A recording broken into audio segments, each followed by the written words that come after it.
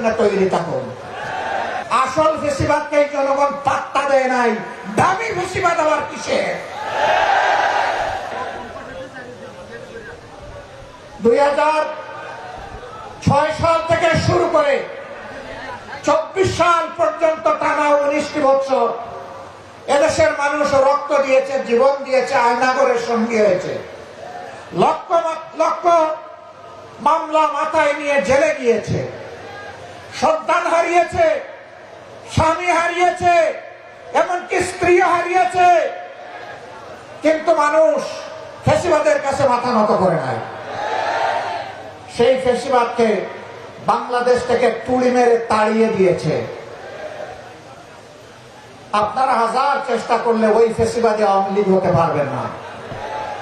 আপনারা দামি ফ্যাসিবাদ হতে পারবেন। আসল ফ্যাসিবাদকে জনগণ পাত্তা দেয় নাই, দামি ফ্যাসিবাদ আবার কিসে?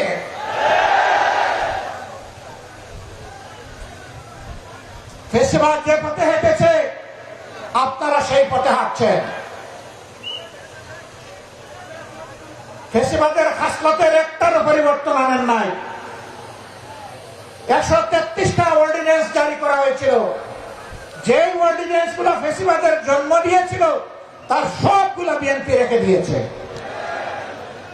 এটা জাতির সাথে বিশ্বাসঘাতকতা। তারা বলে সুন্দর করে আমরা আরো ভালো করে এগুলা নিয়ে আসবো। তো এ পর্যন্ত 6 মাস চলে যাচ্ছে, কই ভালো করে তো একটা আনতে পারলেন না।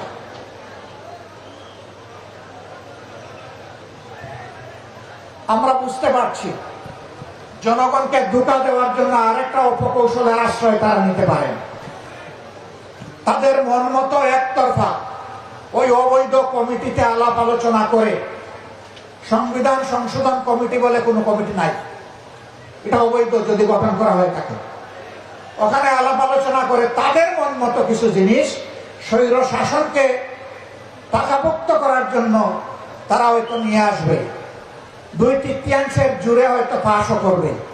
তারপরে বলবে আগে তো সংবিধানে গণভোট ছিল না, এখন 15 সংশোধনী বাতিলের মাধ্যমে এটা ফিরে এসেছে, আমরা এখন এই বিষয়গুলোই এখন গণভোটে দেব। এরকম কোন ভাওতাবাজি যদি করা হয়, অগ্রিম বলে রাখছি এই জাতি আপনাদেরকে ছেড়ে কথা বলবে না। সাবধান, ঢোকার পথে পা বাড়াবেন না। আমাদের সাফ কথা, যে গণভোটে জনগণ 70 রায় দিয়েছে, সেই একই দিনের ভোটে আপনারা সরকার বলে এখন দাবি করছেন। ওই গণভোট না থাকলে এই সরকারও মানা হবে না। ওই গণভোট যদি ব্যর্থ হয়, সরকারকেও ব্যর্থ করে দেওয়া হবে। ওই গণভোট মানতে আপনাদেরকে জনগণ বাধ্য করবে ইনশাআল্লাহ। আপনারা 91 সালের পরে ক্ষমতায় এসে বুঝেন নাই কাকে কেয়ারটেকার সরকার বলে। শেষ পর্যন্ত বুঝেছেন ঠিকই। আমরা বলবো জাতির ক্ষতি করে বুঝবেন না, এখনই বুঝুন।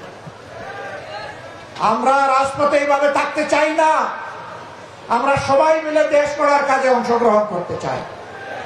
কিন্তু আপনারা যেভাবে ধাক্কায় ধাক্কায় আমাদেরকে রাজপথের দিকে দিচ্ছেন, রাজপথ জ্বলে উঠলে সেই আগুনের অনেক কিছু পুড়ে ছারখার হয়ে যায়। 24-এর একটা চমৎকার স্লোগান ছিল আমাদের সন্তানদের, লেগেছে রে লেগেছে, রক্তে আগুন লেগেছে, রক্তে আগুন ধরাবেন না। এই প্রজন্মের আর পরীক্ষা নেবেন না। এরা পরীক্ষিত, এরা বিজয়ী, এরা বীর। এই জুলাইকেও ধামা চাপা দেওয়ার জন্য কত কসরত, এইটা ওইটা 71 সাল অবশ্যই এটি আমাদের গর্বের, এটি আমাদের ইতিহাসের সোনালী অংশ। 24 টানতে গিয়ে 71 টানতে হবে কেন? 71 থাকবে 71-এর মর্যাদায়, 24 থাকবে তার মর্যাদা। এই 24 আমরা হারিয়ে যেতে দেবো না ইনশাআল্লাহ। 24-এর বীরদেরকে যথাযথ রাষ্ট্রীয় সম্মানে সম্মানিত করতে হবে। সে শহীদ হোক আর গাজী হোক, 24 নিয়ে কোনো অবহেলায় জাতি বরদাস্ত করবে না। চব্বিশের ঐতিহ্য নিয়ে গড়ে ওঠা জুলাই স্মৃতি জাদুঘর, এইটাও ভুলিয়ে দেওয়ার চেষ্টা করা হচ্ছিল আপনাদের দাবি এবং সংসদে বিরোধী দলের দাবির কারণে। ওয়াদা করা হয়েছে আগামী 5 তারিখ খুলে দেওয়া হবে। আমরা কিন্তু এটা আগেই ভিজিট করে এসেছি। সেই ভিজিটে নাহিদ ইসলামও ছিলেন, আমিও ছিলাম, আর ওই সংসদের অবৈতনিক শিক্ষকও ছিলেন।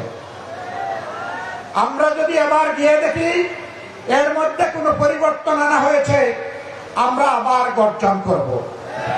আমরা চুপ থাকবো না, তার প্রতিবাদ করব। যদি কোনো ঐতিহ্য গায়েব করা হয়ে থাকে, 16 আনা তাদের কাছ থেকে আমরা তা আদায় করে ছাড়ব ইনশাআল্লাহ। সম্মানিত ভাইরা, আমাদের সাফ কথা, গণভোটের গণরায় মানতেই হবে। যারা জনগণের ভোট মানে না, এরা গণতন্ত্র মানে না, এরা গণতন্ত্রের শত্রু। আমরা চাই না এই সরকারকে আমরা গণতন্ত্রের শত্রু বলি।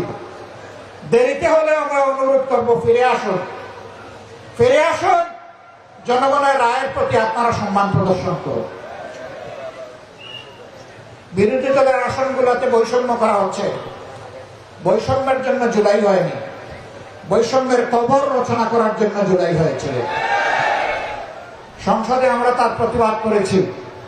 এই বৈষম্য আমরা মেনে নেব না, তার বিরুদ্ধে আমরা জ্বলে উঠবো ইনশাআল্লাহ। সময় থাকতে সাবধান হয়ে যান, সংশোধন হয়ে যান, মানুষের ম্যান্ডেটের প্রতি সম্মান প্রদর্শন করুন। দ্রব্যমূল্যের জাতাকলে জনগণ পিষ্ট। গ্যাসের দাম বাড়ানো হয়েছে, তেলের দাম বাড়ানো হয়েছে, বিদ্যুতের দাম বাড়ানো হয়েছে। এক একটা পরিবারের উপর 5-7 হাজার টাকার ট্যাক্স বাড়িয়ে দেওয়া হয়েছে। আপনি ফ্যামিলি কার্ড দিয়ে কিভাবে পোষাবেন? ফ্যামিলি কার্ডে দিবেন 2,500, দাম বাড়িয়েছেন 5,000।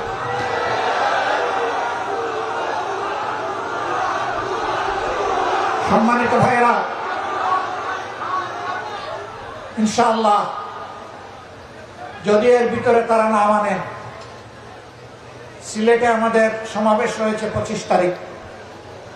আমরা আশা করবো এর ভিতরে তাদের শুভবুদ্ধির উদয় হবে। তারা ঘোষণা দিবেন যে হ্যাঁ, আমরা গণভোট মেনে নিলাম।